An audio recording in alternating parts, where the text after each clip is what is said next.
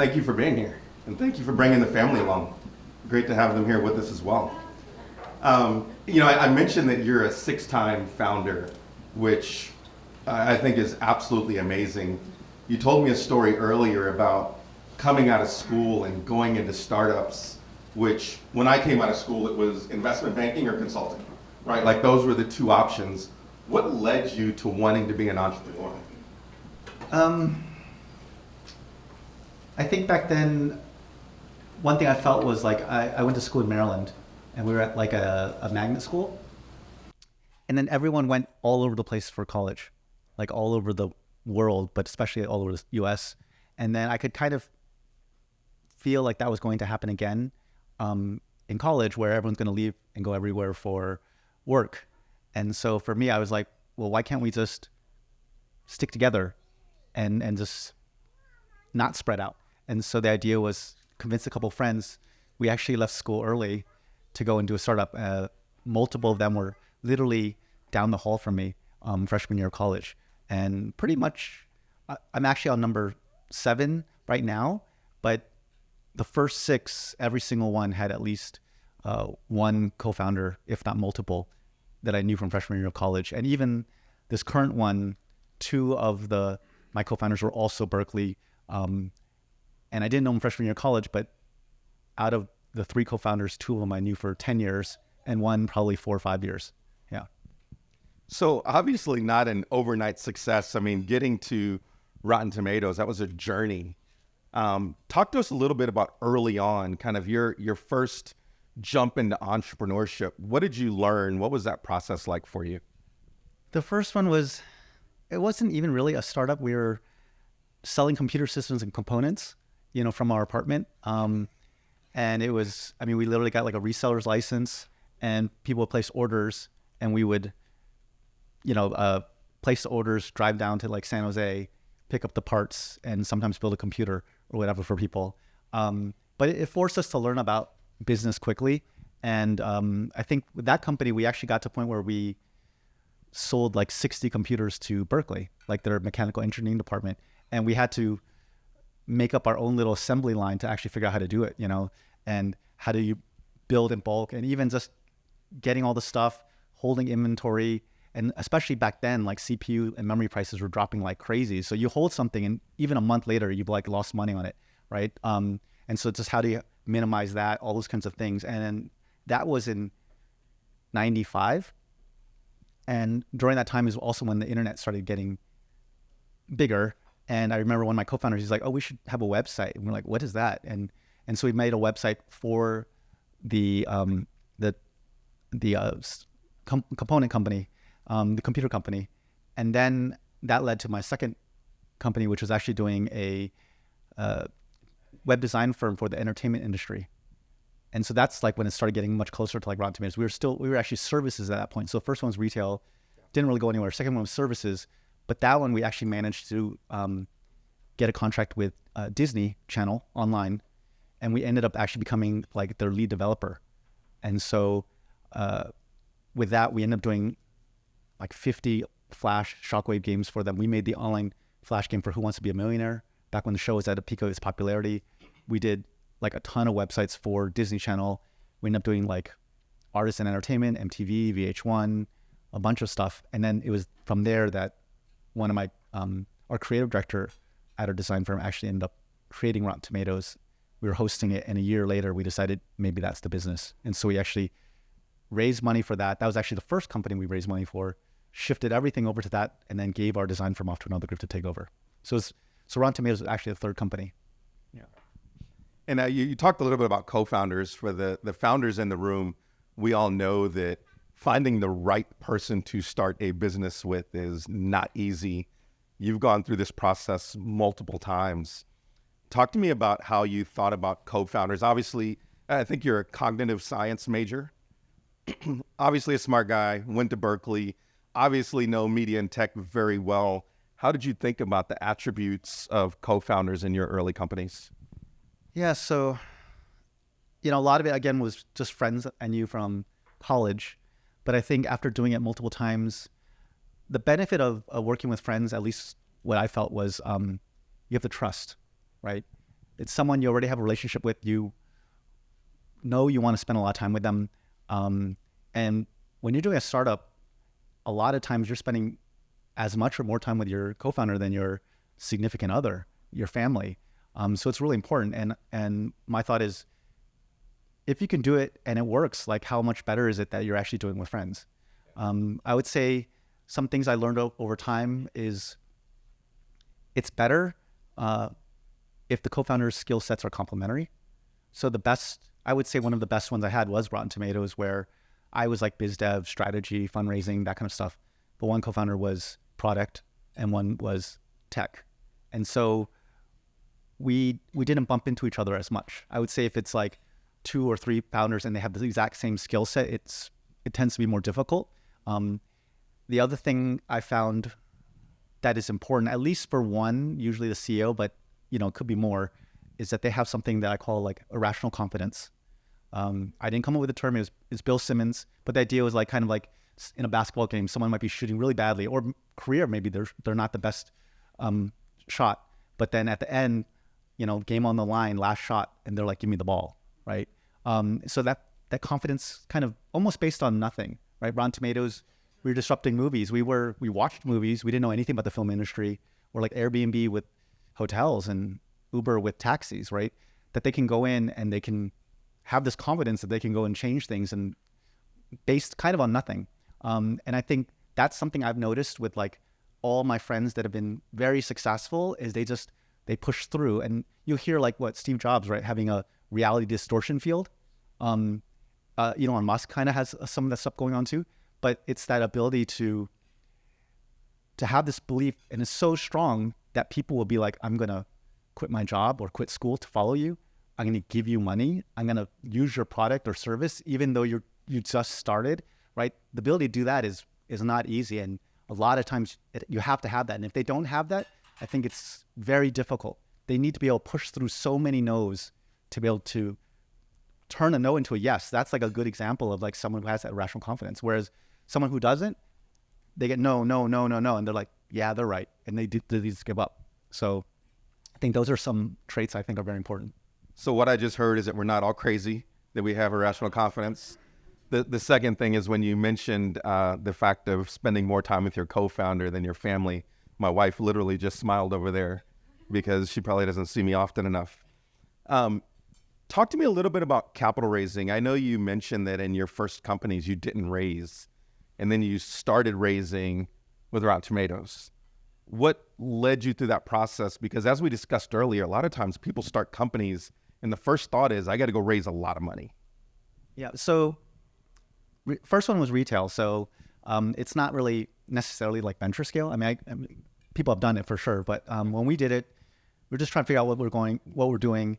We just put in our savings, a couple $1,000 to buy the first set of parts. Or also when people place the order, we'd be like, hey, can you pay us first? Then we'd use that money to buy the parts and then charge them a little bit more, right? So we did that.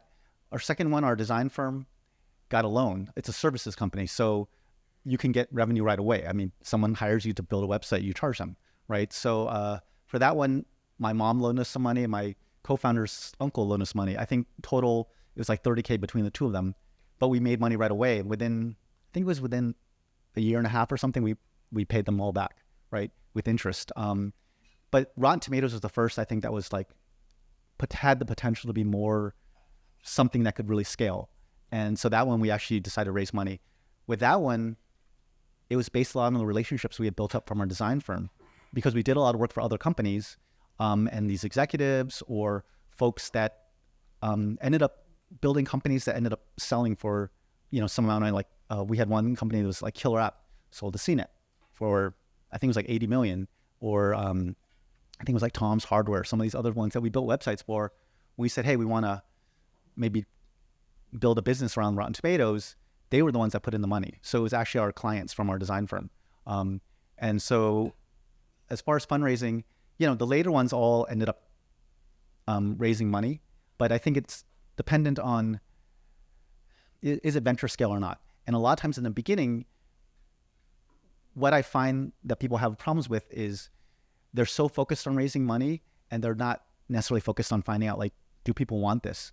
And actually, what I tell people a lot of times is, you hear MVP a lot, minimum viable product, is figure out how you can test as quickly and cheaply as possible if people want this.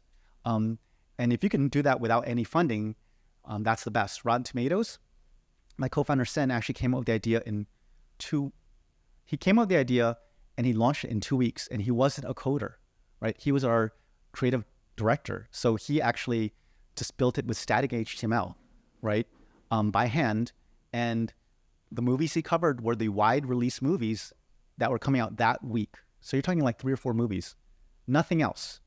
3 or 4 movies gathered, I think it was like 30 to 50 reviews per, right? I mean, he did spend 2 weeks, long time just gathering reviews, all that kind of stuff.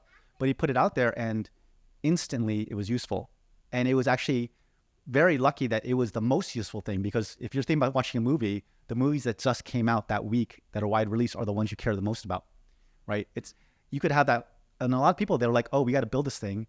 They'll be like, let's build all this tech to go and scrape, right? Let's cover 10,000, 100,000 titles. And every one of them is like very, very little info and pretty much not useful for people. He just found like the most useful thing, built it by hand, and it just worked, right? You look at like Facebook, one person built it by hand, right? So, and so we think that's really important, is actually getting out, finding out people want it. And it wasn't for a year until we actually raised money for Rotten Tomatoes.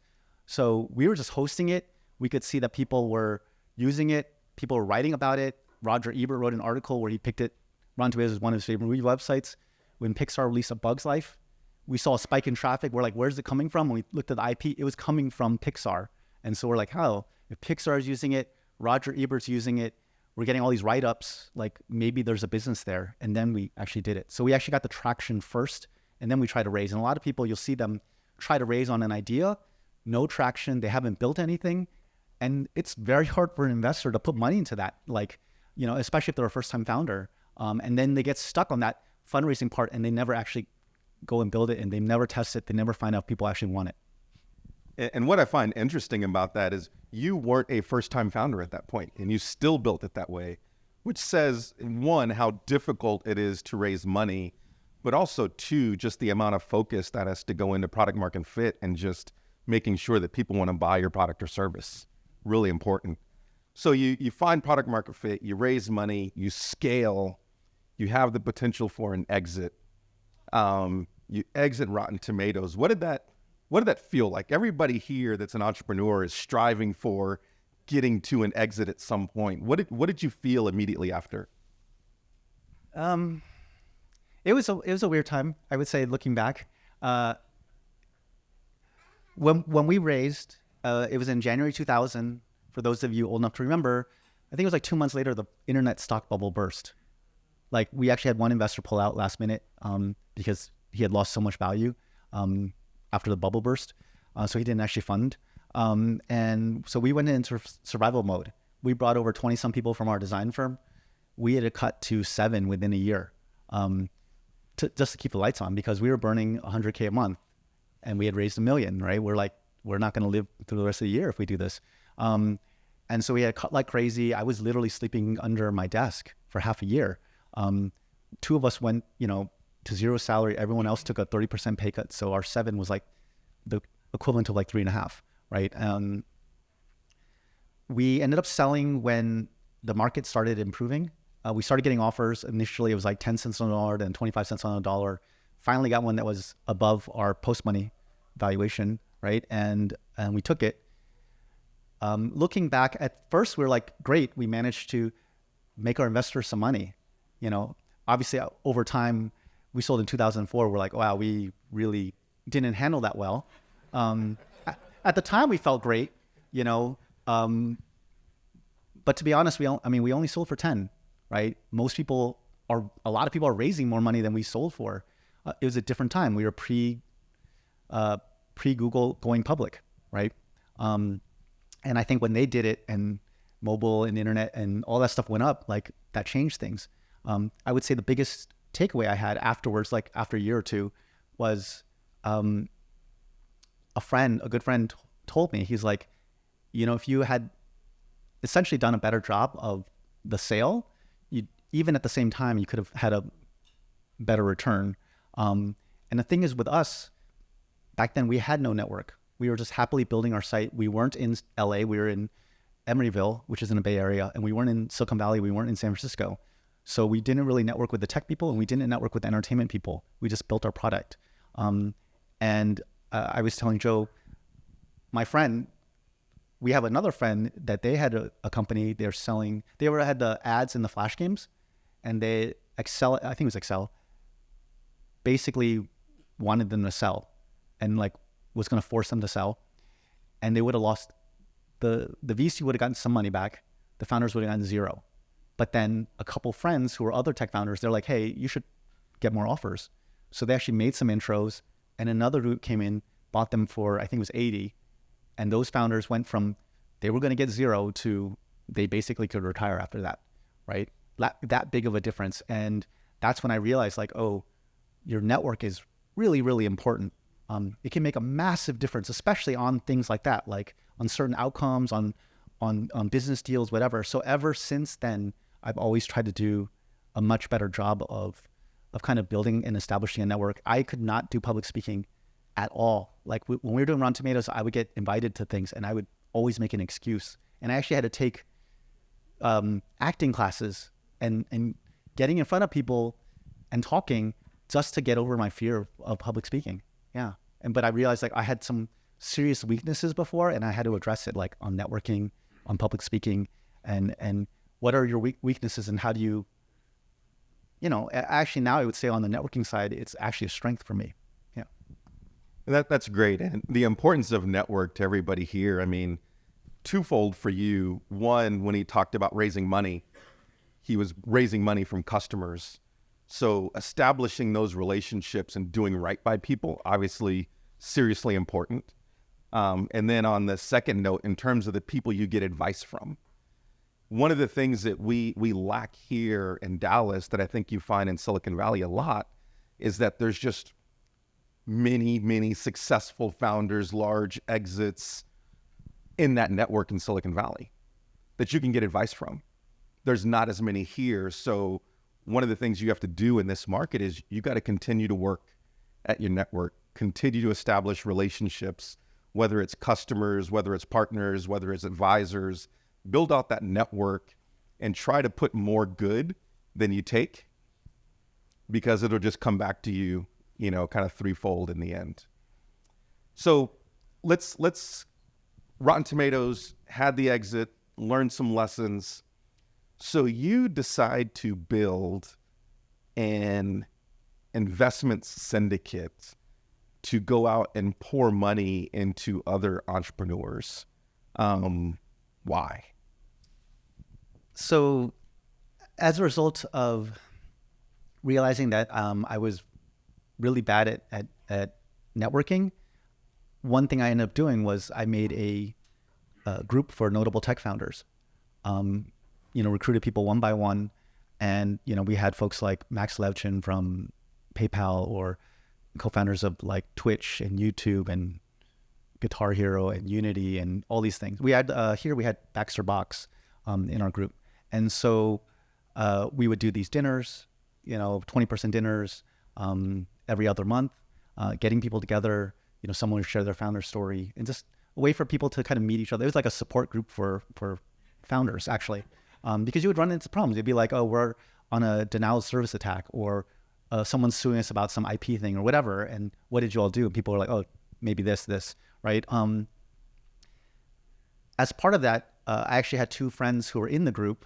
One co-founded Kabam, the mobile gaming startup. One co-founded Crunchyroll, the anime streaming service. And they actually approached me. This was during COVID. And they said, you know what? Like, maybe we could try and do syndicates to invest into each other's companies. And so I'm like, oh, that sounds interesting. I mean, one example they gave was with Max. When he joined, he had not done a firm, and he did that during that time. And by the time my other friends approached me, a firm had already gone public and stuff. And so like, if we actually invested into each other's companies that early, a lot of them did pretty well. And so we tried that. People really liked it. We expanded to kind of our whole network for deal flow, as well as our whole network for folks who wanted to invest. And Yeah, and we actually kind of narrowed it down to focusing on the intersection of tech and entertainment because we thought that's where we could add a lot of value because the three other friends that were doing it with me co-founded Twitch, Crunchyroll, and Kabam. And so all four of our companies were at that intersection of tech and entertainment. And so we did it. We ended up investing. We started in March 2021, went up to Q3 2022. We invested into 45 companies. We raised $35 million for those companies across 420 active investors, meaning investors who invested into at least one. And the thing that we did that was pretty different from other syndicates was everyone in our group was someone that was value add. And I would say probably a third of our group that was investing was like very notable.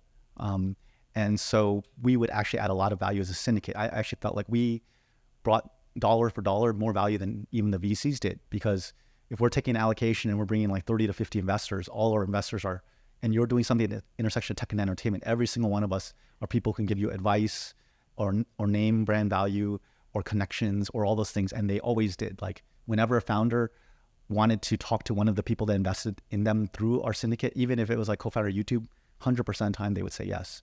So that was something that we did. We really enjoyed it. But, you know, when was it Q3 2022, that range, there was a big tech downturn. So a lot of our investors, as a syndicate, you don't actually have a fund.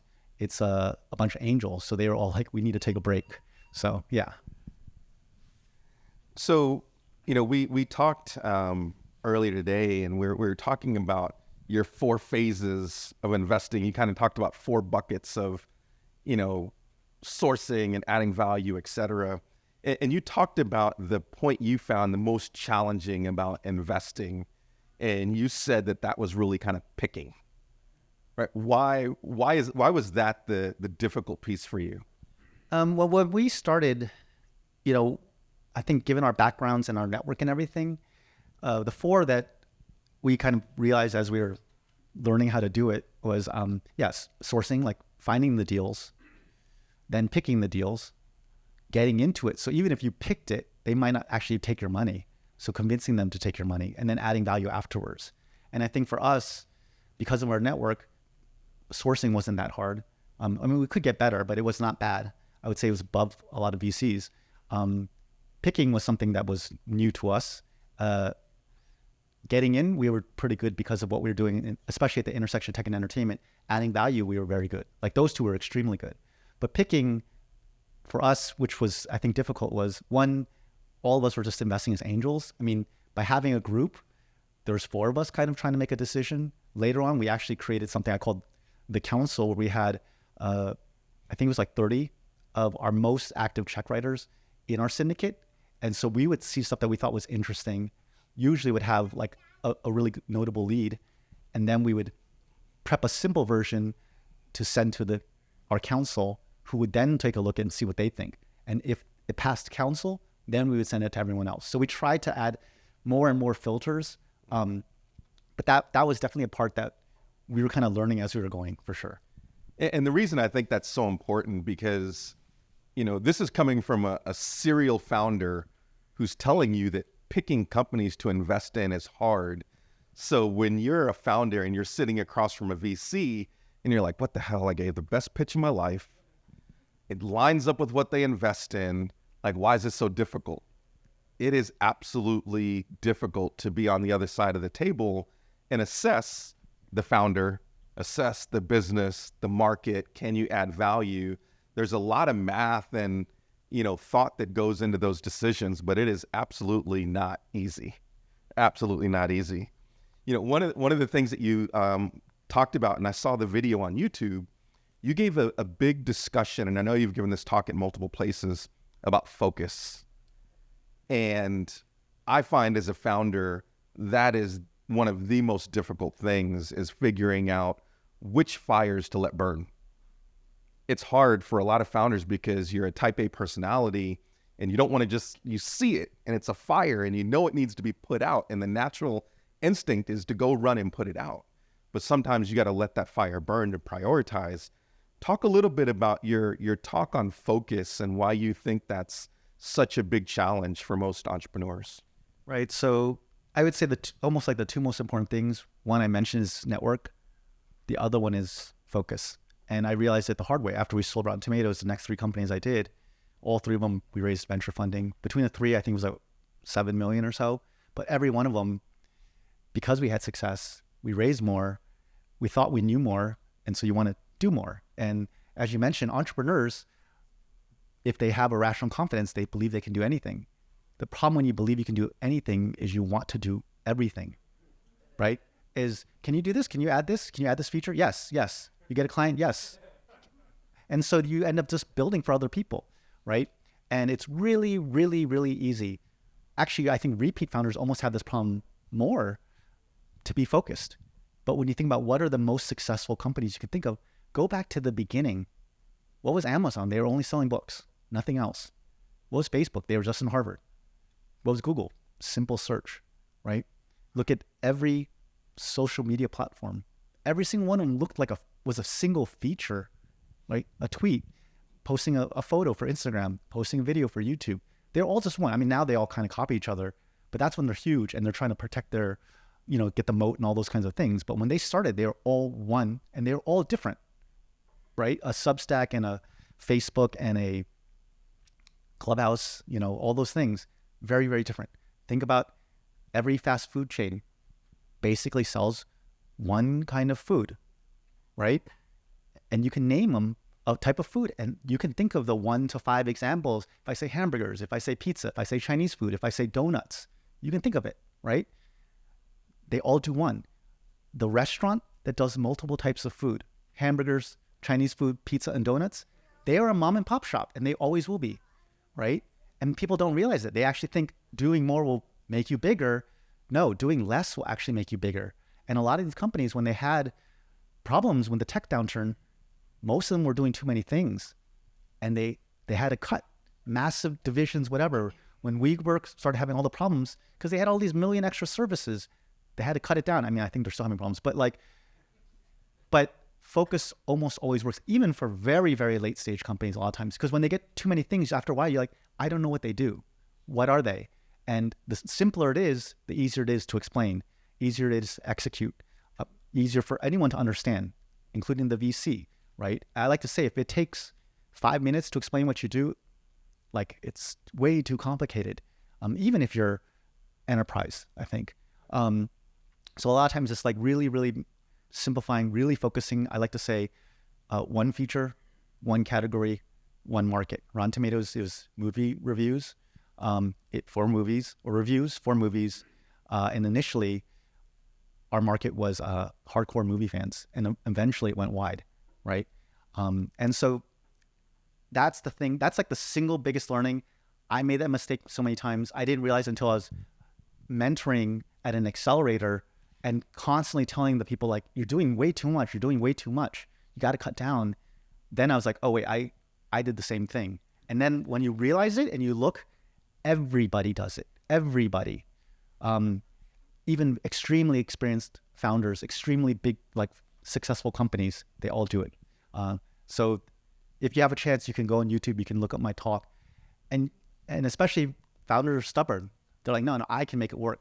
No, like we still have to remind ourselves, even my current startup, we have to keep being like, are we getting too unfocused? And I think as a founder, you literally almost like every 3 months, go watch the talk again and remind yourself like, hey, I need to pull back. Yeah.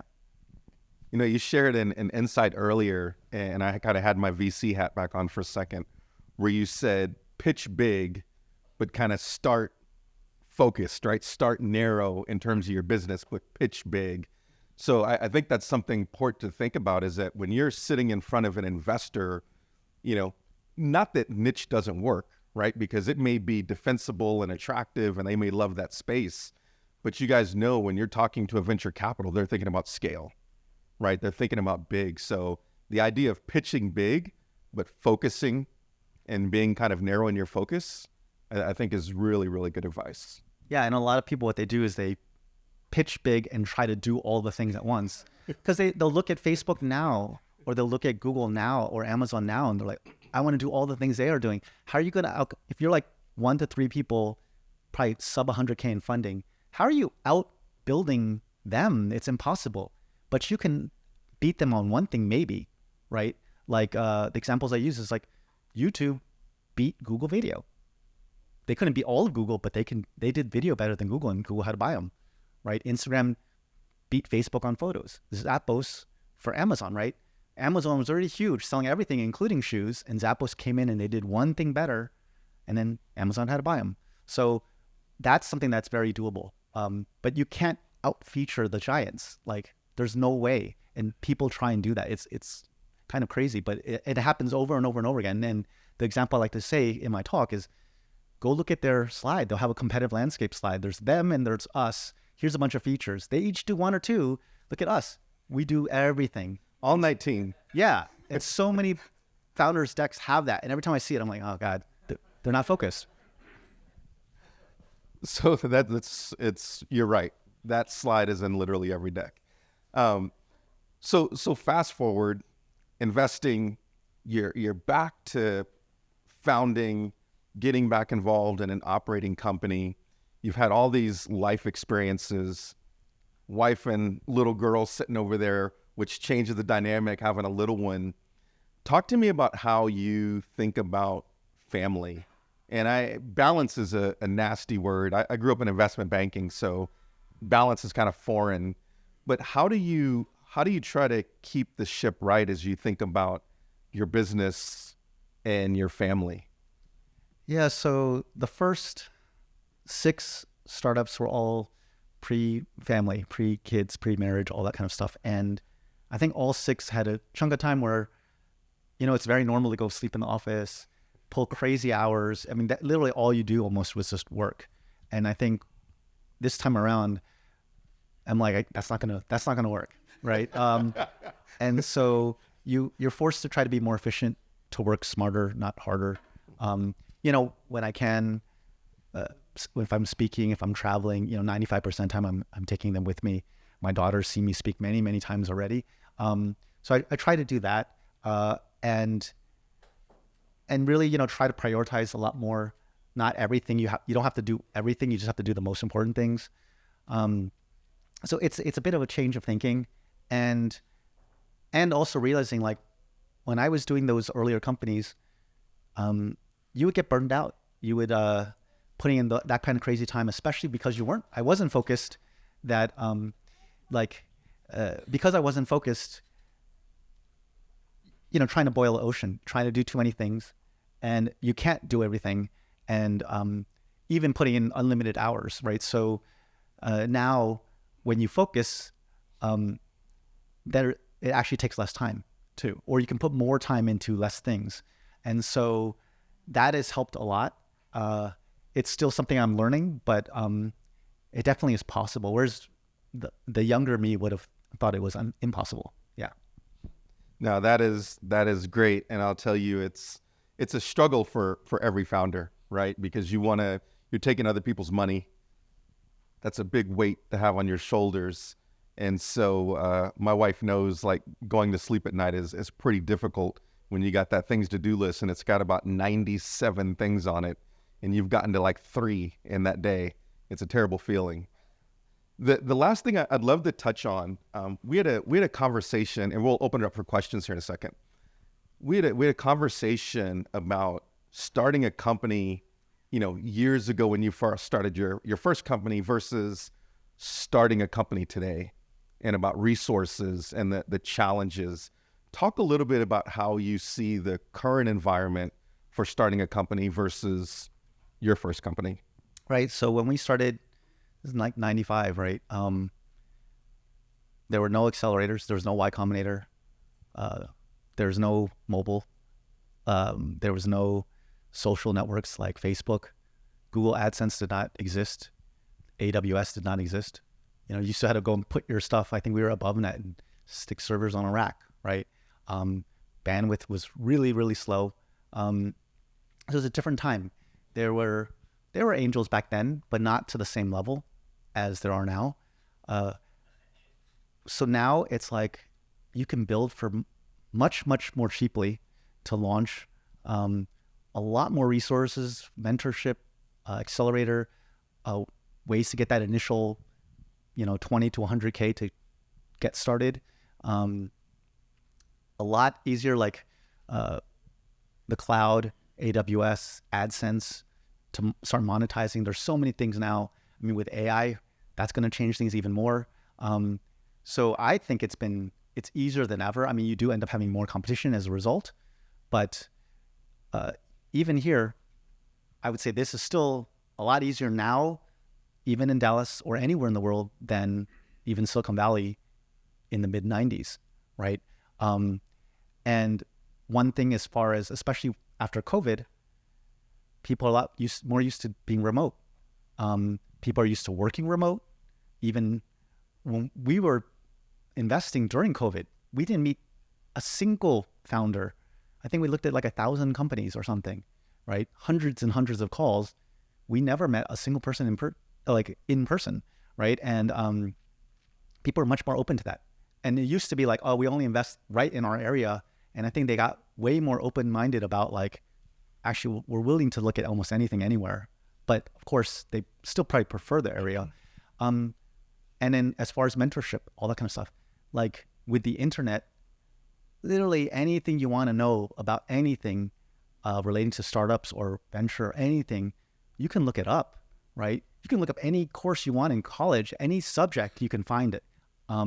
And that didn't really exist back then. And so I think, LinkedIn, there's so many more resources that a lot of people feel like, oh, how do we do it? We don't have any resources. Like, you kind of do. You kind of like, and the thing with the irrational confidence, these founders, they'll figure out a way to push through. The good ones, doesn't matter where they are in the world, doesn't matter what, they'll find a way to actually get all the way through. Like what would it be? Like a flower blooming in the desert. Like, they'll figure out somehow to do it, even though there's no rain or whatever. There's still kind of, or maybe a cactus, but you know what I'm talking about. Yeah. No, that's great. So I know all you all thinking about watching a YouTube video and you try to do something in your house in terms of repair and you broke something and didn't work out. We've all kind of done that. But you're right, there is access to a lot of information. And really, that's the point of even this speaker series. It's really about building an ecosystem and about building opportunities and resources for founders and investors to get sharper at the game, right? To get better at your craft so that as a founder, you're more prepared when you get in front of an investor. As an investor, you're more prepared when you're hearing that fifth pitch, and then better when you hear the 100th pitch. You always want to get better at things. And so in Dallas, not just this, but Venture Dallas as well, it's about building those resources so the next generation of SMU grads or UT Arlington grads that come out and decide they want to start a company, there's resources available for people to do it right here in Dallas. You don't have to go to Silicon Valley. You don't have to go to New York. You can do it here. I got one last question before you open it up. So your daughter is a senior in college. She wants to drop out to start a company. Are you okay with it? Yeah, I would be. Obviously it's still very early for her, but I I've actively said to my wife, I'm like, I don't want to do like the tiger parent thing. My parents, I was lucky because I feel like my parents gave me the tools I need to do stuff. Like, I went to Berkeley and all that stuff, but they weren't like tiger parents the same way that a lot of my friends' parents were. And when I said, hey, I want to drop out of school to do a company, and my mom was, please, don't do it. And I'm like, I have to do it.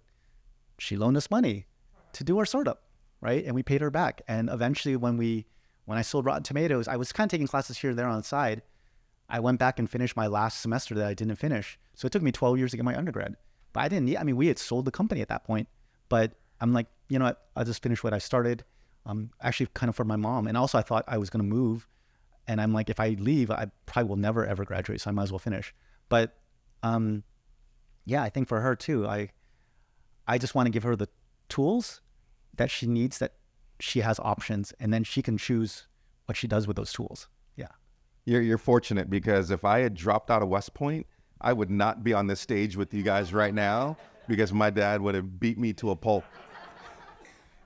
Thank you for your comments. I'd love to open it up for questions about anything, politics, religion, any of those good topics you guys want to talk about. Any questions?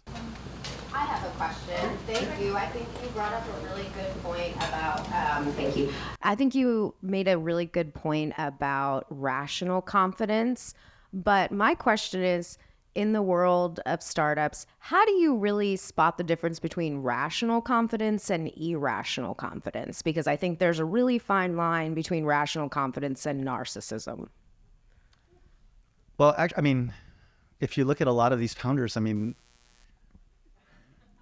they actually kind of seem a little bit crazy, to be honest. And it actually, like, Steve Jobs, Elon Musk, like, look at was it SBF with FTX or Theranos.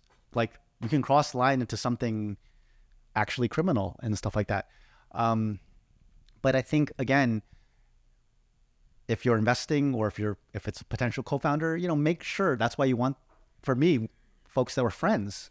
I know them. I trust them. I trust their morals, and they're not going to stab me in the back. They're not going to lie and steal.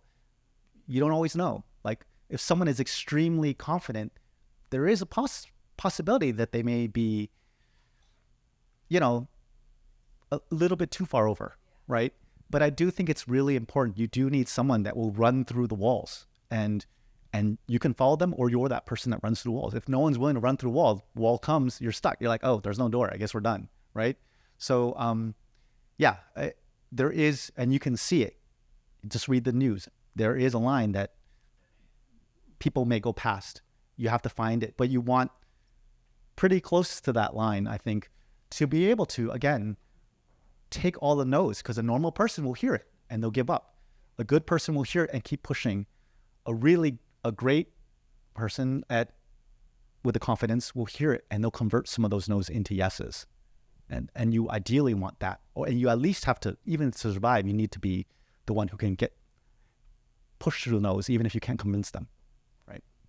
And from an investor perspective, you start to have pattern recognition, right? So you start to distinguish between the line where it's fluff and arrogance versus preparation.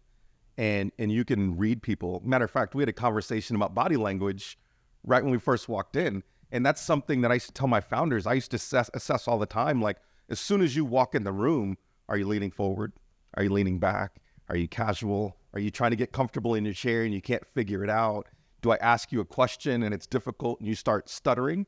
Or do you say, I'm not 100% sure, but here's what I've learned, or here's what I think, right? All of those things matter. And you can see it. Like I said, you can see it as an investor. So I do think you need to be a little bit irrational, and you got to be willing to kind of walk the plank by yourself a little bit. But I think investors start to kind of see where that line is. And these days I'm less confident than I was when I was young. and I will say, actually, like, one quick story was, I turned 50 this year, right? When we were doing our design firm, I was like low 20s. And we had done a lot of work for Disney Channel, and a new person came over, a new boss came in, and he's like, why are we giving you so much business? I mean, if I look young now, imagine when I was 20 something, right? You're just a bunch of kids. And I said, look, this is Disney Channel. Like, you want to go and work with old people or us? Like, we grew up with this. This is the internet. It's just started. We're the ones who basically grew up with it. You want someone who has to try and figure out this stuff that's much older? I'm like, we're younger, we're cheaper, we're better, we're faster, we're better in every way than the older, bigger companies. Like, and I said that to him, and he was like, yeah, you're right. And then they even gave us way more work. And so that's kind of that example where he saw this negative and we're like, no, this is actually a positive, and convinced him of it.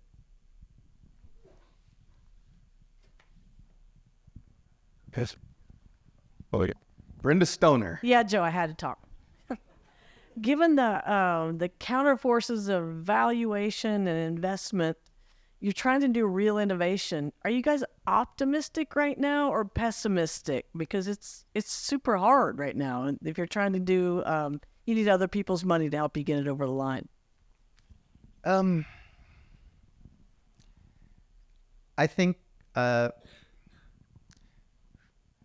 I've never been really great at this, but I kind of feel like I don't worry about the valuation so much. I worry about product market fit, like if it works or doesn't work. And again, trying to figure out how you do things as quickly and cheaply as possible, right? So many examples, especially in consumer, but I think it's possible with enterprise too, trying to figure out if people want something, and simplifying to a point where you can actually go and test it. Like Twitter, again, it was a hackathon where it came out. Just Twitch was from Justin TV, which was just like, let's hack a webcam onto someone, right? And figure out how to do it using cellular. And over these examples of that. If you're doing hardware, in a lot of cases, consumer hardware, you can try Kickstarter, and you can figure out before you build it, hey, will people actually go and put money down for this thing? So a lot of times, I think that's really important. Valuation, I think, is a lot dependent on the timing, right? When things are hot, usually they're actually overpriced, and when things are really down, they're underpriced. And so you can't necessarily control the big picture. Like I've been through 2000, 2008, COVID. Like what if you're a retail shop or retail business during COVID? Like that's crazy. And it's almost to the point where I feel like, assuming you're going to be running a business 5 to 10 years, you're almost definitely going to have some, was it like Black Swan event that is going to like massively affect things that is completely out of your control, right? So, and you're going to see massive swings up and down, again, not necessarily because of what you're doing, but because of what's going outside. I think in general, I like to be extremely conservative with cash, really try to think about how do you find product market fit? How do you grow this thing really efficiently versus just throwing more money at the problem? And it always comes back to focus and really, how are we being super focused? What is the problem we're solving? How do we solve this problem as quickly and cheaply as possible, and get that traction that will make it much easier for someone to invest at the next stage? And Brenda, I'll tell you, as a leader of any company, and if you've taken money from anyone, being optimistic, that's not even an option, right? It's not even an option, because you got to make everybody believe. Partners, investors, employees, I feel like they go as I go, right? So optimism is not even an option. I don't care what the situation is. Yeah. Bruce? Yeah.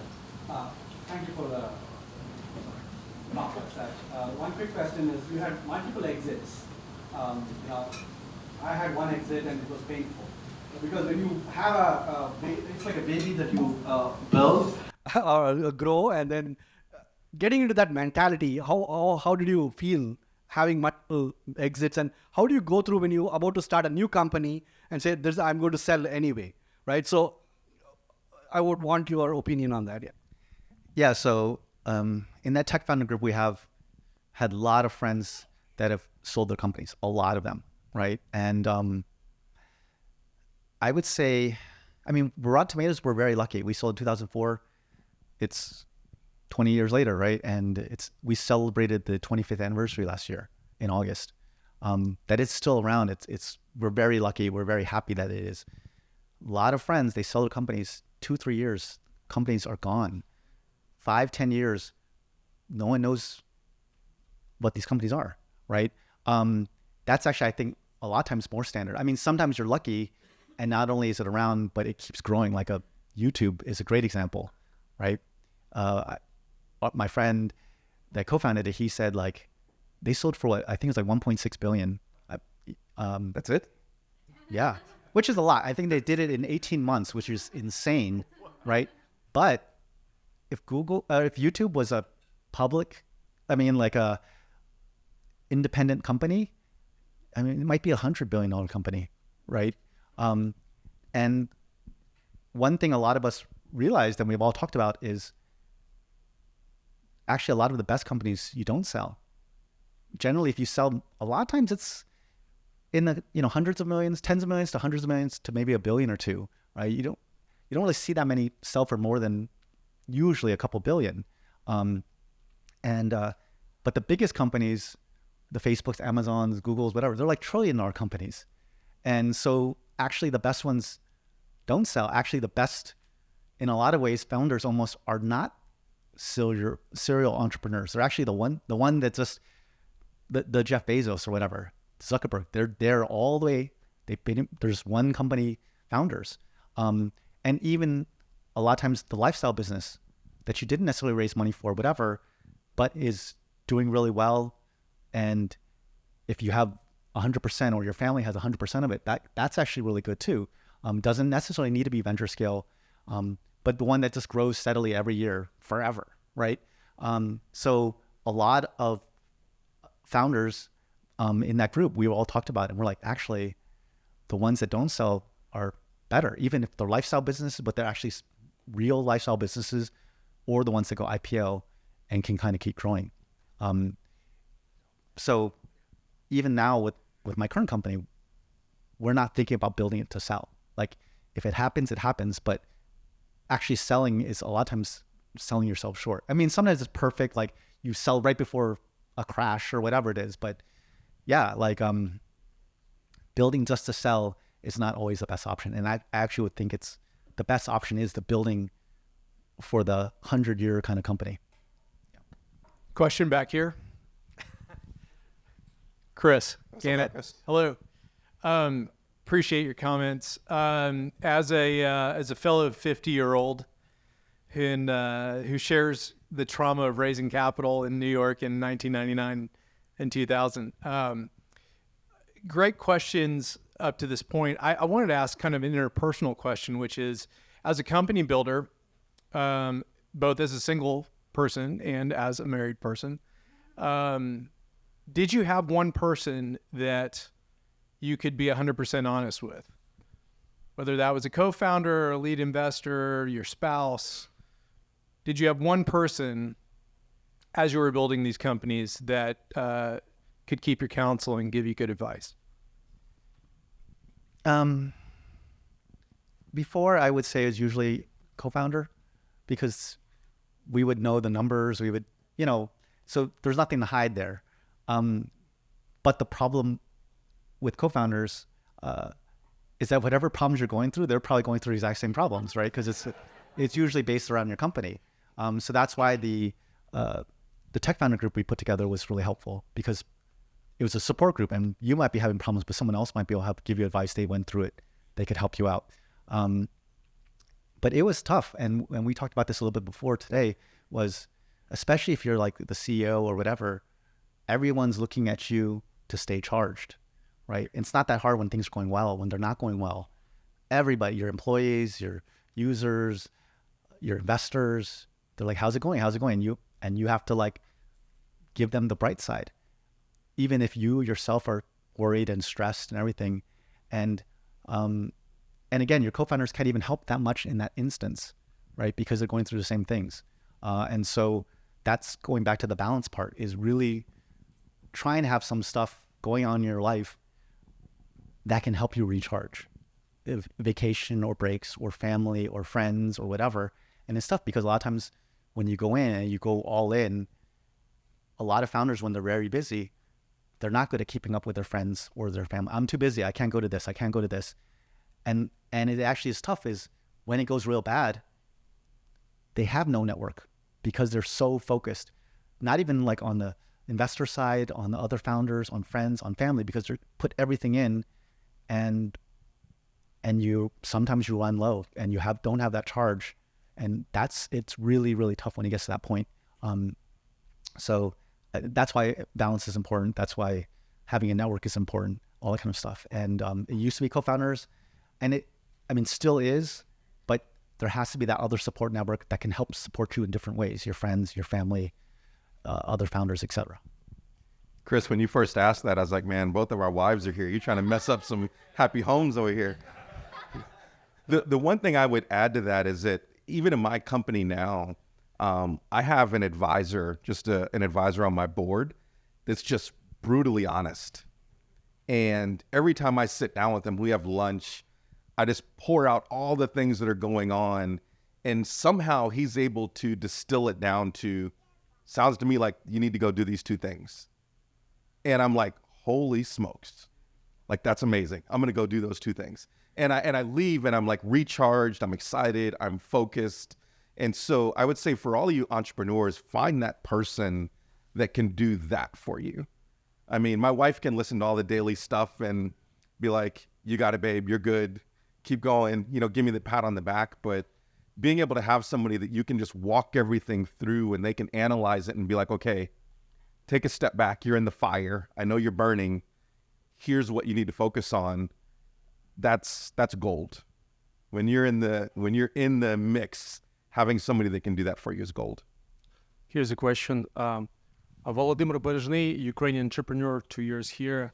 And I think, listening to you, it looks like you're more techno-optimist and you look things brighter, even though it sounds like difficult. But if you look into some Ukrainian founders who are trying to build the companies when the war in the country, it seems like everything here is very optimistic, right? So a lot of supporting words from you. So my question is about your new venture, Syndicate you're building. There are a lot of changes, and with AI, probably 80% of founders looking at some element of AI, right? So how do you differentiate for the founder? And another question is, how do you build your new syndicate? What kind of founders you are looking for right now, right? What is your perspective? Where are you focusing? So actually the syndicate, we stopped it in Q3 2022. The market downturn, everything, and that's when we started doing our own startup. And so once we did the startup, we're like, we don't have the bandwidth to try to also continue doing the syndicate. So now we're just maintaining with the companies that we invested in. When we were investing, it was all about Web3. Now it's all AI for sure. I would say people are still sending us stuff all the time to look at. But from my point of view, I think on the AI side, of course, the most valuable companies are the ones where they're actually building the AI. And then there's every other company which is implementing like APIs, right? Those are typically less valuable, right? Because it's a lot easier to do the second than the first. I think the big thing with AI is really just, can you find the right use case? Like, are you solving a problem? And there's, it's already eaten the lunch of some things. I mean, there was one company we invested into that got hit with a double whammy because they were doing a lot of stuff around concept art for gaming before as their old business, and their new business was pivoting into Web3. Then Web3 crashed, but then AI came, and if you're a concept artist, like they're like the first folks out of a job, right? And it really hurt that business. So it's pretty scary what's happened. But just like during the Web3 time, almost every company was figuring out how to integrate Web3 into their pitch, and now everyone's thinking about how to integrate AI. I don't think it's necessary. That's, if you have it and it makes sense, great, but I don't think you have to force it. I think investors will see through that. Just like I just slapped whatever business I had and I was having trouble raising money, and let's slap AI on it. And now it won't actually help. I think, again, it's still coming back to like, what are you solving? And is it something that people like need? Is it actual need, right? With Rotten Tomatoes, it was just like, what should I see? Guess what? It's still a problem today, right? And if anything, it's even a bigger problem because there's just so much stuff out there. It's a little bit different because in the old days, you had to actually go to a theater, plop down money for that movie and sit through the movie. Now, I mean, it's a little easier because you're like 5 minutes in, you're like, oh, this is terrible. And you can just switch to something else. But yeah, solving that problem. And then how do you solve that problem? And there's many, many, many ways of solving it, right? Another example I like to say is like, imagine you're a restaurant and you have rats, right? How do you build a better, like mousetrap? And there can be the simple stuff, the cheese in the trap, right? Or the sticky tape or poison or a cat, right? It doesn't have to be this like super robot AI cat that's going to come out and laser the mouse, right? Actually, the simple ones are better, right? And again, in that example, well, cat probably doesn't work because people won't want to see a cat running around. Poison probably doesn't work if you're a restaurant, right? I mean, maybe they do it. I don't know exactly, but maybe, I don't know, maybe sticky tape or something might make more sense. So you have to kind of think about what's your problem you're solving, what's the simplest way to solve it, right? And who you're solving it for. And it's not always let's slap the new technology on. Don't lead by the problem, don't lead by the technology. That is a great piece of advice. I saw a lot of technology companies that had great technology and they were looking for a problem to solve. And that was very difficult as an investor because it's like, wow, that's really interesting, but what are you solving? And they're like, I'm not sure yet. We're going to go find a problem, but we have great technology. Very difficult to invest in unless you're obviously narrowly focused on that sector, et cetera. I think we have time for one more question. I got the mic, so if that's okay. My name is Sebastian. I'm a rare breed of a millennial who's not starting a technology company. I'm starting a coffee recycling company, and what I want to do is offset some of my startup cost of trucks and drivers, and by offering it to Lyft and Uber to pick up our coffee recycling at any location, in any city, almost instantaneously. As a suggestion, what do you think? How would I attract Uber and Lyft essentially to either? Do I need to build the product out myself as a tech option, or do I just say, hey, I want you to provide this solution, in exchange for money? How do I attract them? You're talking about the Uber drivers or the Uber, the company? The Uber, I want essentially just like a ride pops up as a driver, pops up on their phone, pick up coffee grounds at this location, and then they accept it, they get paid to then bring it to our facility. My first thought there would be, don't try and aim for every city, just do one city, maybe not even a city, maybe just one area. Yeah, and figure out, it might be one restaurant. It might be maybe one restaurant to start with. Initial set of friends that drive Ubers and Lyfts and get them to do it. And initially, no technology, just you pick up the phone. Like someone's like, we need to pick up. They SMS you. You pick up a phone and you call your list just to see like, hey, do people need this? And this pickup and recycling thing, and get those parts worked out. I like to say, figure out the blueprints before you build a house. And a lot of people are like, let's go build a house. And then they're like, wait, we forgot the bathroom. And then they got to go in and try and change it. And it takes a long time to do it. Also, your engineers are going to be like, what the hell? And you got to go and change all these things. The blueprints that's the example is go out and no technology, use what's there, email, Google Sheets, SMS, whatever, call. And I would do that. I would be like, here's the 10 people that you have as drivers. Here's this one restaurant. Here's this one, recycling place, and just get that flow going. And you'll learn like how many people does it need to service, all those kinds of things, and work out lots and lots of issues. And okay, it works. Now let's try 3 places, 10 places, and see. Eventually get to the whole city. And maybe when you're at the city, you're like, okay, now let's start building some tech. Like, I feel like that's a much safer option. And again, one restaurant, 10 drivers, you can do that tomorrow, right? Nothing's stopping you. No funding, you can do it. And a lot of people are like, no, we got to go out and build the app. We got to go and sign up 50 restaurants to do it. We got to go out and try and talk to Uber. They're not going to talk to you then, right? Like, they'll do it that way. I need $1 million. That's how people like to try and do it. That's crazy hard. What I just described, again, you could do that by tomorrow. Do you know Brenda Stoner? You need to go meet Brenda. What you're talking about, she's lived many times over, early stage, figuring out routing, drivers, supply and demand, what size market. Go talk to Brenda. Thank you all for being here. Really appreciate you guys spending time with us this evening. Michelle, Patrick, thank you for coming out and supporting this Dallas ecosystem. Like, you've proven over and over again that you've kind of done it, but now you're giving back to others, investing in others, mentoring others. And it's super important. And not even just business, and you guys all know this, you got to give back. You got to try to put more good into the world than you take. And if we all do that, I can guarantee you this society will be much better. So thank you for what you do. Thank you for being here. Really appreciate it. Yeah, thanks so much, Joe. Want to say one last thing too? Oh, well, thank you so much, Joe.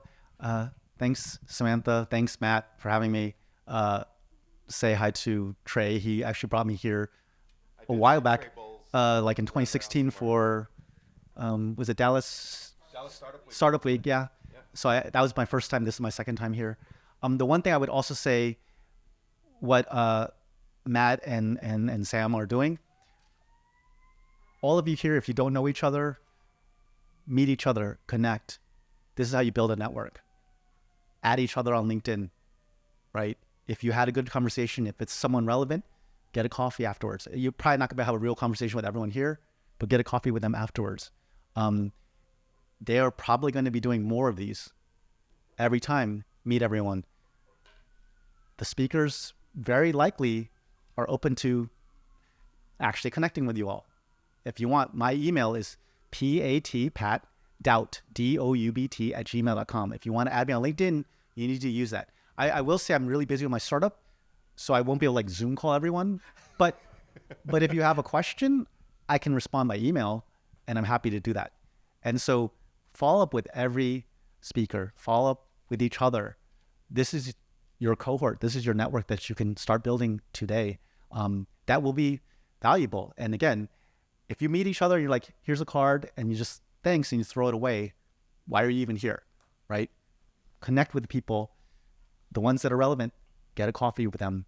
By the time you have a coffee, they're actually connection, right? And then stay and support each other moving forward and grow together. Thank you. Thank you, guys.